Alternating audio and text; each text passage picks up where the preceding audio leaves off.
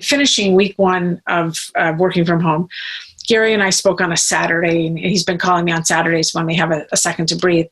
How's it going for you? And I was like, Gary, I am struggling. I'm like, I am so missing the energy I get from people in the hallways. He's like, I am too.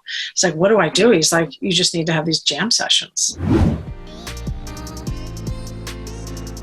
What's up, everyone? I'm Chris Ronzio, founder and CEO of Trainual, and this is Process Makes Perfect. Now, if you're just tuning in for the first time, this is part 2 of a 2-part episode with Claude Silver, who's the Chief Heart Officer over at VaynerX. If you haven't heard part 1, definitely go back and give that one a listen, because Claude talks so much about how to be vulnerable and how to be a leader during these crazy times, so you'll want to start there. But otherwise, we're jumping in mid-conversation to me and my brother Jonathan's interview with Claude Silver that took place as part of a live series we did called Training with Empathy. This was an event we did with Gary Vaynerchuk's wine brand, Empathy Wines, where we interviewed top people leaders to talk all about the concept of empathy. And this, again, is part 2 of Claude Silver. So take a listen and enjoy. Can this business thrive without the owner? You got to start putting systems and processes in place. If you don't use the systems, the business will break. We're always looking to buy back our time. You cannot say something once and expect that it actually is received. This is the way we work. A big motivation in that for me is creating a job for myself that I really enjoy. This is how you discover your vision. And this is Process Makes Perfect. Okay, so we've got a question here. You mentioned earlier on the stay interview, which I love. We do a welcome interview instead of an exit interview on why somebody picked us, and and try to understand that. But the stay interview, what do you cover in that interview? It's actually pretty basic. So it's 45 days in, and then we do another one. What is it? At the 6-month review, the 6-month review mark. The 45-day interview is very, very basic. It is, you're going to love this. Have you met your manager? Has your manager gone over goals, roles, and responsibilities? And have you written down your own personal goals? And this is something we just started. So it's literally, we want to know, like, have you met your manager? It's more than, yes, you've met your manager and you know where you sit, but have you gone into anything? And has someone explained to you what it is that you're required to do? Because at the end of the day, like, you will be reviewed on X, Y, and Z. So if you think you're supposed to do A, B, and F, you're completely going to miss the mark. And then that's just a bummer. And then we go into the whole like subjectivity of feedback and all of that stuff. So so that's what and we just started this. I tell you, like, literally we started this in December. Wow. It was just at a point where it was like, if I see another exit interview that I just didn't get to that person, I was like, if I only knew, if I only got to that person in time or whatever. And was the biggest risk somebody a month and a half in that just never got connected with the team? Yeah. And especially in one particular department, I would say 2 departments, but one particular where we're bringing people straight out of college or university in. They're coming from a very specific culture, a lot of competition, and a lot of like, perfectionism. So one of the things that it's okay. I can't change anyone if they have a perfectionism plight. That's their thing. But we want people to know what the target is, because it's not fair for us to move a target on them and then all of a sudden deem them a poor performer, and then that's a whole nother slippery slope. So that's what we do in that, and it's literally 3 questions, and it's really helpful. The other thing that actually Greenhouse can do, and that's our applicant tracking system, is every Sunday it sends me a report of candidates survey that Greenhouse sent out to candidates, so I can see how we've done as interviewers. And certainly in this day and age when we're interviewing this way is very different. Yeah, I bet. So you mentioned performance. Someone asked, let's see, Adrian says, how would you recommend one approach an employee who is not engaged during this time and has been underperforming?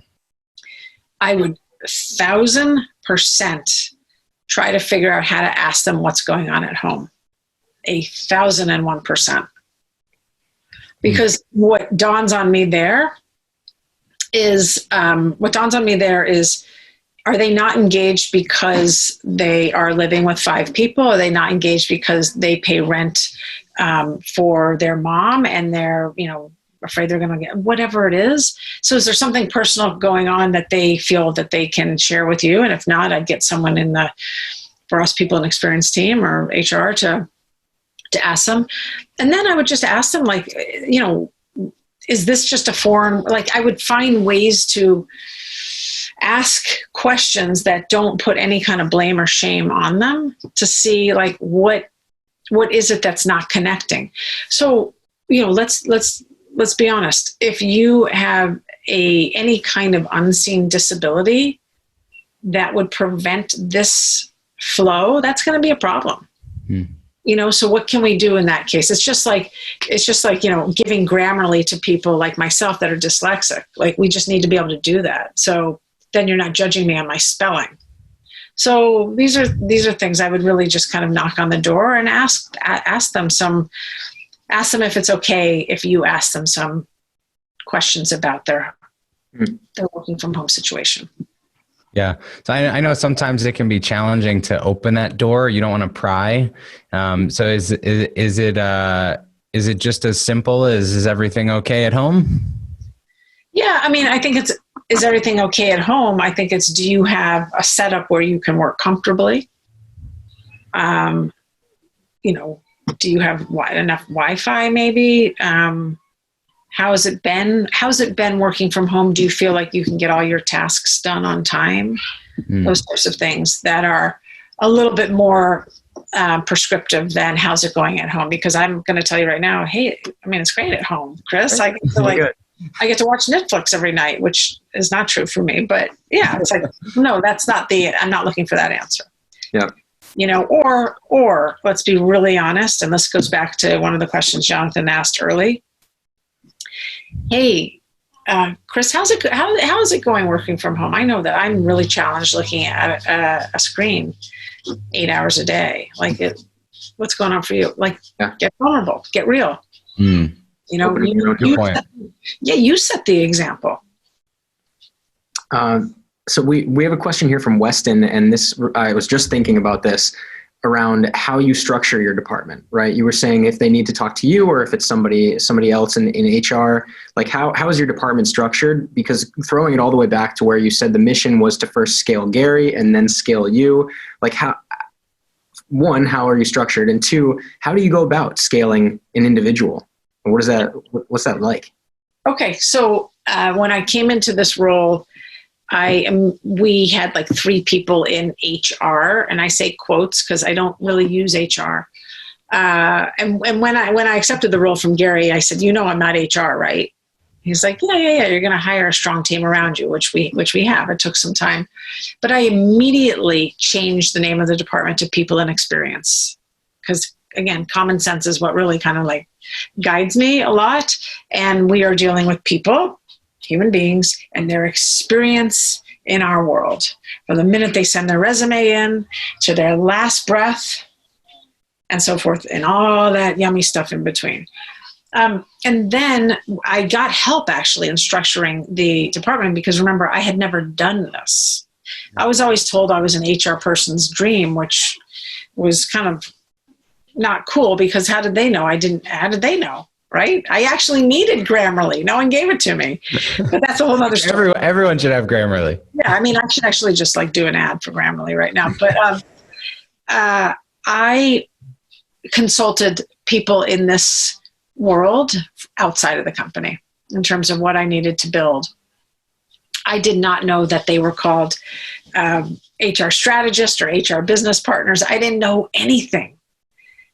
So I consulted some friends that I had been meeting in the world, and they helped me figure out the types of people I needed. So I knew I needed people that could, do compliance and benefits, but I didn't want to be a no People and Experience team. I wanted to be a yes, and we were built on possibility, and Gary's an entrepreneur, so I want to be a yes and, not a no.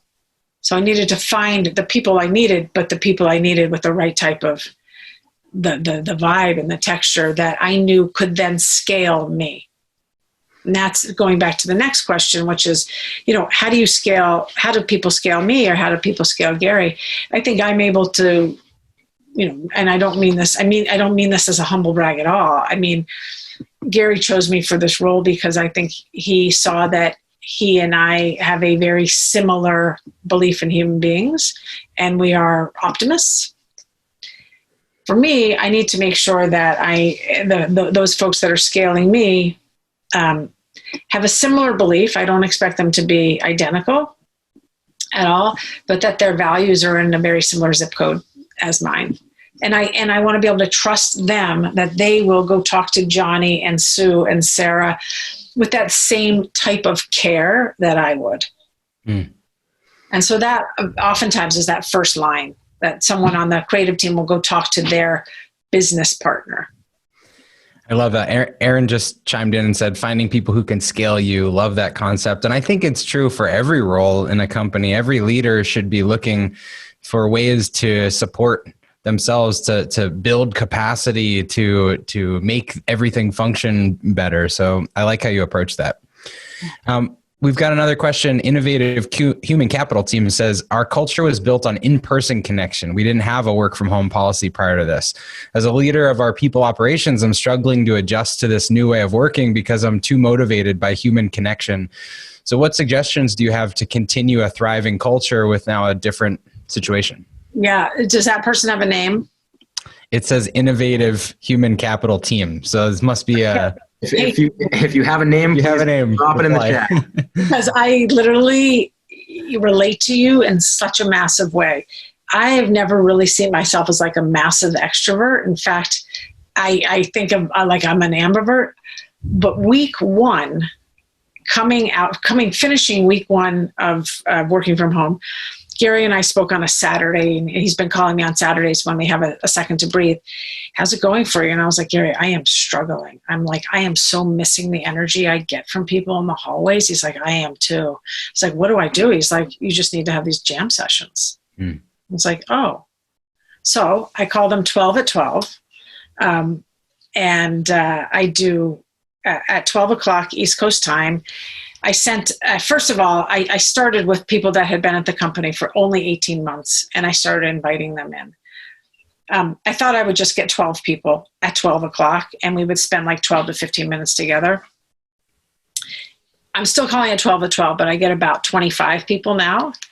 And we do the check-ins. We ask how people are doing, what's going on, what's not working, how's it been, so forth and so on. And that's when I do these icebreakers. And that's how I started this whole thing, which then I shared out to senior leads to take bits and pieces of normalizing a situation. But I start every single 12 at 12, and sometimes they're not at 12 now, with, hey, thank you all for being here. I want you to know, like, this is purely selfish. Like, I missed you. I missed being with you. I miss seeing you in the hallways. I miss going to your offices. I traveled a lot, which will be very different now. I miss jamming with you. I missed your laughter. I missed the kitchen. And so I started this because it's completely selfish. And then we go in and we talk. And then I end up by saying, like, hey, if anyone wants to chat one-on-one, hit me up. If not, I just want to thank you because I really needed this. And that's the truth. And then today, 2 people wrote me that I really don't even pass often in the hallway. Thank you so much. I needed that. So the no-name person, that's what my suggestion is. Use what you have to your advantage. Yeah. And so I said I started with I got a list of all the people that had been there for 18 months. And then I threw it out on the New York Slack channel. And tonight I'll do Singapore, like I was saying. And really, you really want to have like 15 people or less because you want people to engage. And this is not an all day thing. It's 20 minutes. Yeah. That's a great suggestion. It's funny. We have 2 people on our people team, and our head of people is her name's Sasha, actually, which is a common word around your offices.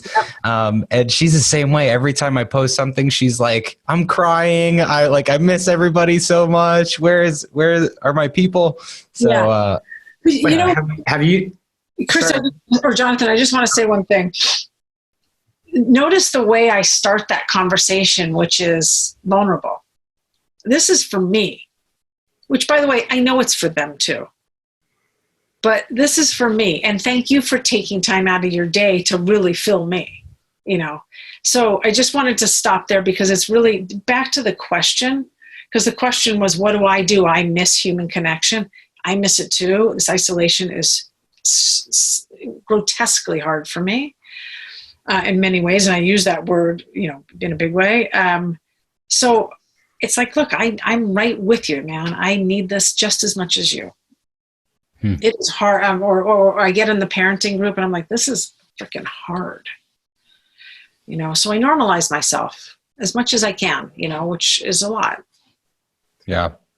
I was just going to say, in one of the things that we've been doing that's been really fun in our all team meetings, because we're up over 30 people now. So when we do connect, Zoom has like this breakout feature that you just hit the breakout room and it just shoots, you know, it splits the whole, whoever's on, like your 20 or 30 or 100 people into like these sub rooms that are 5, 6 people that can actually just connect for a timed amount. And it just gives them, you know, 5 minutes to chat together. It's really fun. I'm going to do that. I'm literally going to just like spur it on them. That's awesome. Yeah, it's great. We did the same thing. It was a brand new feature and I just hit the button one day and everyone was thrown into these rooms. So it's really cool. If you're using Zoom, check out breakout rooms. All right. Holly says, we've always been a remote team from all over the world, which has created very siloed teams. How do you bring the different cliques together easily with with diverse remote teams? So many from so many different cultures. Yeah. I wish I had a different answer for you, but I literally do what I just tell you, you know, the 12 at 12s. And I don't, if I had to force the attendees, I would tell you that. if I was like, oh gosh, people from London aren't joining, don't think I wouldn't add them, because I would. But right now I don't have to do that. But I am literally, you know, I mean, just taking people from different cultures and subcultures. I mean, the funniest thing happened the other day. And I saw Corey Williams on the chat. So I love you. Thank you for being here. And you'll relate to this. The other day was Gary's chief of staff's birthday, Marcus. He's been at the company. I think he was employee 1, 2, or 3. And I don't look at who's coming into the invite. I don't look at who's coming in until I start accepting people on Zoom. And it was all OGs. Every single person had been there 8 years or more, and they all came on because it was Marcus's birthday. And we had just the most amazing, it was their party, by the way. If anything, I was more of the outsider because I wasn't there 8 years ago, only 6 years.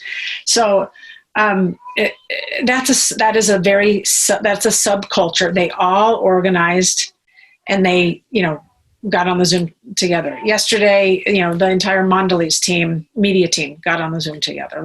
So they're doing these things, whether or not it's together in these small little, you know, cliques or micro or in macro. But I say, you know, if you have to force a little of it, it's to everyone's advantage. Yeah.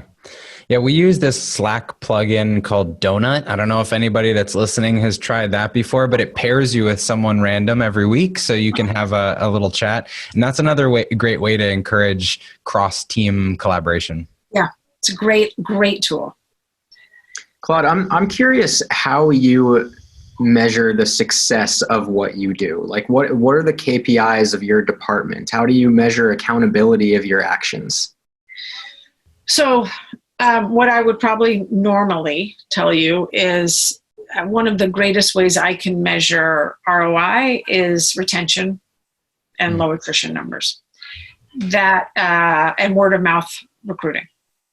That is an enormous way for me to know what the culture is doing and why people are staying. We're in a slightly different day and age right now where we're not hiring. So that's one way that it's very difficult for me to tell. One of the other ways, so we occasionally do pulse surveys. And then the other thing, and this is not quantifiable at all, is how busy I am. I mean, it's quantifiable because you can see my calendar, but literally I can get such a sense of how people are doing by spending a little bit of time with them and asking the right questions and intuiting and listening, and then knowing what I need to do with that person.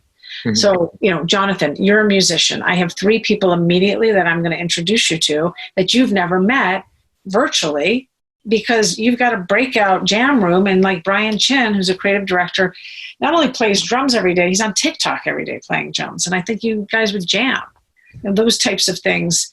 And again, it's not necessarily quantifiable, but so much of what we do is qual. It's so qual. I mean, Gary is so qual. I'm so qual. So those are big ways. I mean, I think there's a happiness factor that I really go for. Do you measure like employee net promoter score or anything like that? Nope. We're just implementing a new tool, performance management, our first ever performance management tool called HiBob.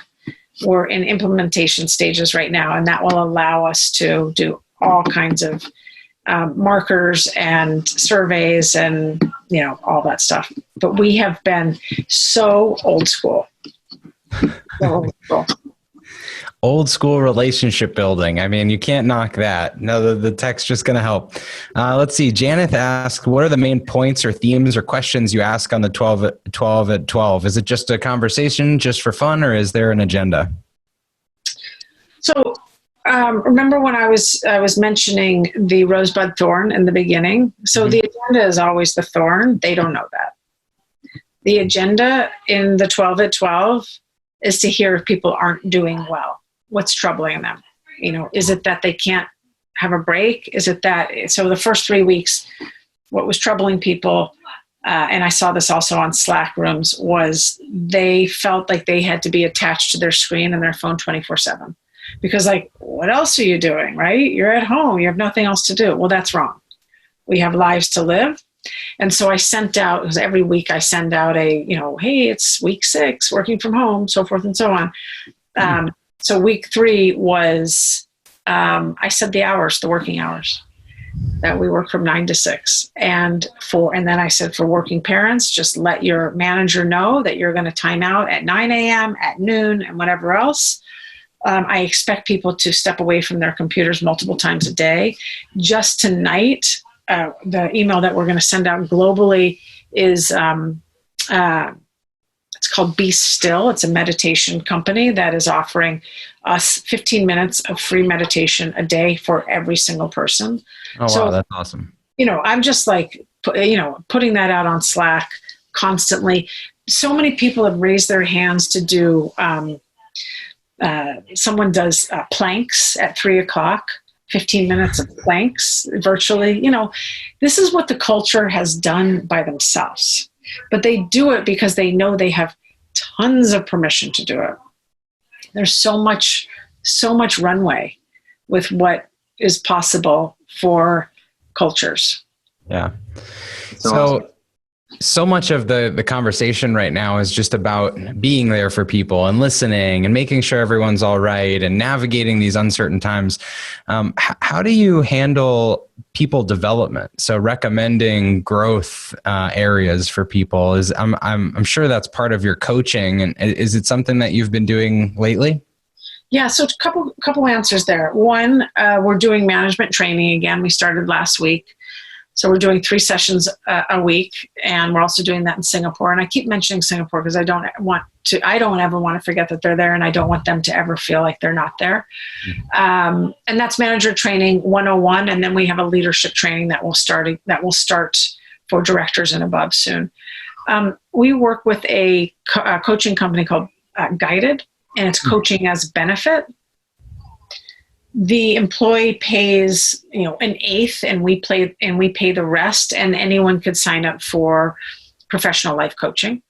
So that's something that it's anonymous. All I know is who's doing it because I can see just based on benefits. If I wanted, I don't need to know anything about it. It's not my business. Yeah. That's really providing an employee with real, tangible, facilitation, guidance, those types of things. And we're doing virtual presentation presentation skills training. So how to present to a client on this, or again, very difficult to read a client's language, especially if you're sharing your screen. Yeah. Anything. Yeah. So we're, the thing about Vayner that I love, and the thing about Vayner that we're also moving out of, is that we will always be hackers to an extent. We will.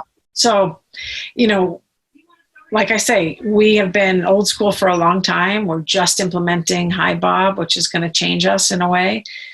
I'm proud that we're hackers. I've worked at a lot of those other agencies that are very prescriptive, and for me, this works. Right on. Headspace is offering free meditation, so right on to Christy who mentioned that. All right, cool. I'll check that out. I love Headspace. I did that this morning, so I think it's a good practice. All right. Any other questions? Please hit us up in the chat or in the Q&A, and we'll keep it going with a few more minutes with Claude.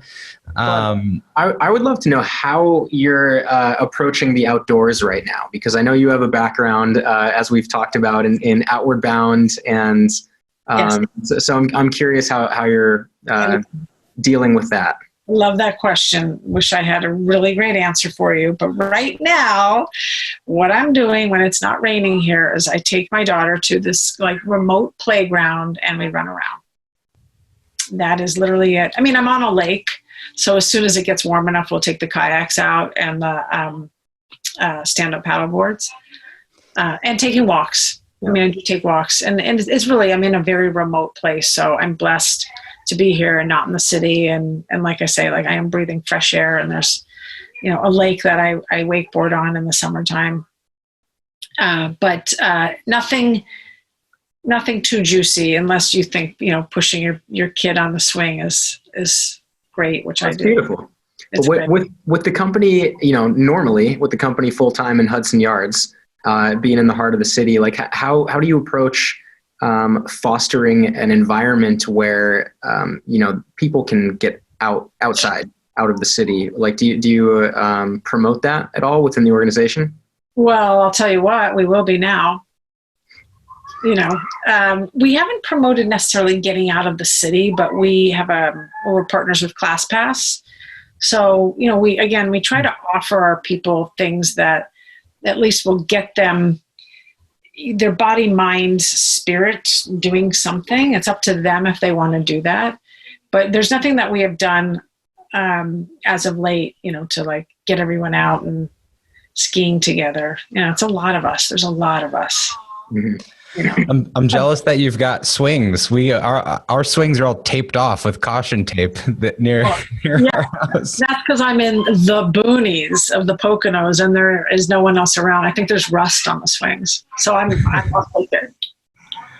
That's funny. Jonathan and I used to go to the Poconos on vacation when we were kids. That's amazing. Yeah. Loved it there. Loved it. That was the highlight of our summers, was to go ride quads in our uncle's forest in his backyard. That's awesome. Yeah, I'm in Lake Harmony. Oh, cool. Awesome. All right, we've got someone, anonymous, said, how often are you measuring employee engagement? What's the best way to measure engagement during this time?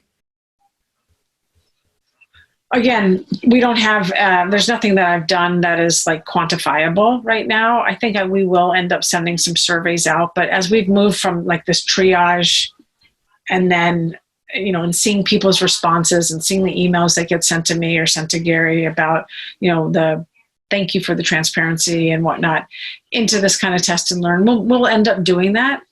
We'll definitely end up sending a survey. One of the things that I did yesterday is I spent a lot of my day with the different ERGs, employee resource groups. So whether or not groups that, for people that consider themselves people of color.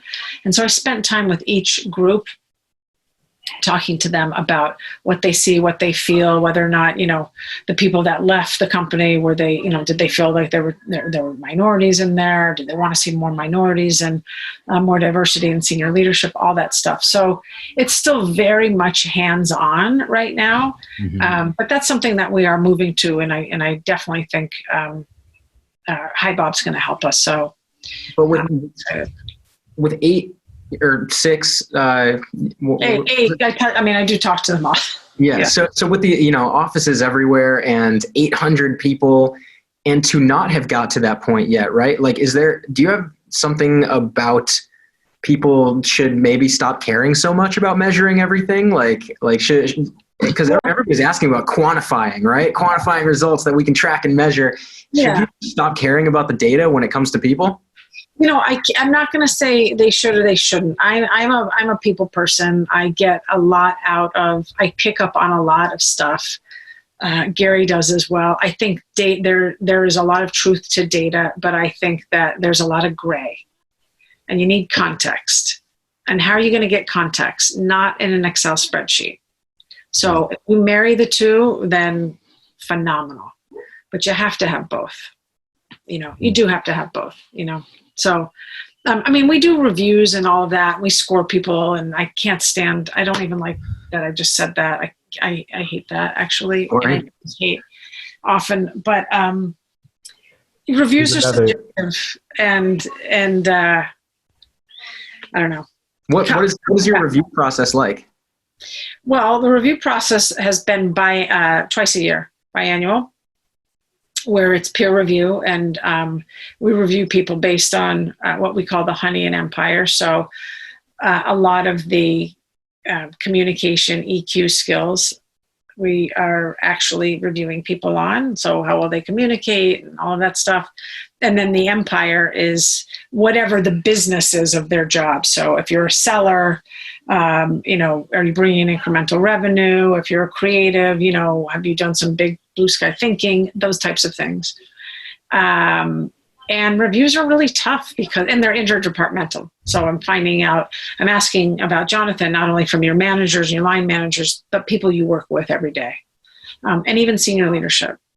So reviews are tough. They're really tough for me to swallow. I find that there are oftentimes people will use them as the one and only time to give someone criticism. And it's just mean. It's like, well, you had all year to just tell Johnny that, you'd like him to prepare more before he goes and pitches a client. You don't have to just save that for, April. Do you think, it's a question from Eliza, do you think that we should be delaying those kind of reviews, performance reviews right now when it's such a concerning time psychologically? So we do them in April and October, which means we start the review process in the beginning of March. So we are sitting on 200 people who are ready for their review right now. And just today, we've made the decision that we were going to go ahead and do them virtually. Obviously, we want to be in person with people, but we don't know when that's going to happen. So we just rolled that out today. So we're going to give people reviews, and I don't go through people's reviews unless I need to or I'm curious. But in this case, I'm really going to just kind of like double click into a lot of the reviews to just see if, it's a tricky time right now. So I don't want to coddle anyone, but I also want to be very careful on what we're saying. Yeah, it makes sense. Well, I think, such a big theme of this has been listening, the just scheduling these things, and whether you've got a formal software like Hi Bob, I think you said, or we use one called Culture Amp. We used to use another one called Office Vibe. There's a lot of tools. So whatever the tool you use is, whether it's just filling your calendar with meetings or doing it in some software, collecting the feedback and making your team feel like you're vulnerable enough for them to be vulnerable, I think is such an important takeaway that I got from this. So I love this conversation. Really appreciate it. Thank you. Thank you so much. I'm so glad to be here, and, next time in Scottsdale. Yes, absolutely. Come visit. Hey, thanks for listening to Process Makes Perfect. If you're watching on YouTube, we do have an audio version available everywhere you listen to your podcast, so be sure to check that out. If you liked what you heard, please leave a review and be sure to subscribe to the channel here. And we'd love if you would tell a few friends or family or anyone you think that could benefit from this. You can find me on social media anywhere at Chris Ronzio, or the company Trainual, that's Train UAL, like a training manual, at Trainual, anywhere you want to follow us. Thanks for watching. We'll see you next time.